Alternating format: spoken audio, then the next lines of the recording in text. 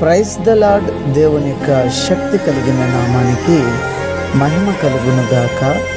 ఈరోజు దేవుని యొక్క వాగ్దానం కొరింథీయులకు రాసిన మొదటి పత్రిక 2వ అధ్యాయము 4వ వచనము.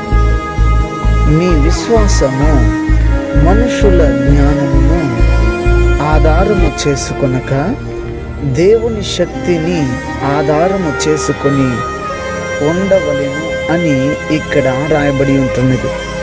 నిజమే కదా ప్రియులరా, మనము గమనించాలి.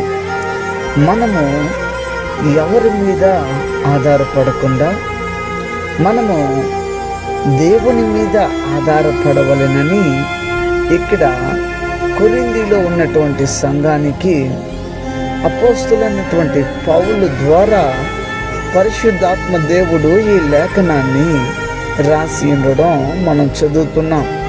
అయితే ఆ దినమందు కొరింథీ సంఘానికైతే మీరు ఎవరి మీద ఆధారపడొద్దు, ఏ విషయంలో అయినా సరే ప్రభువు మీద మాత్రమే ఆధారపడండి అని ఆది సంఘములో మరి పౌలు అక్కడ ఉన్నటువంటి ప్రజలతో దేవుడు ప్రేరేపణ ద్వారా పౌలు రాశారు.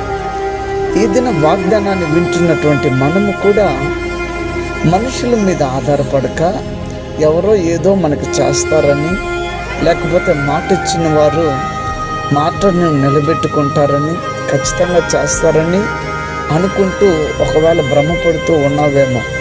దయతో ఆ భ్రమలో నుండి నువ్వు బయటికి రా.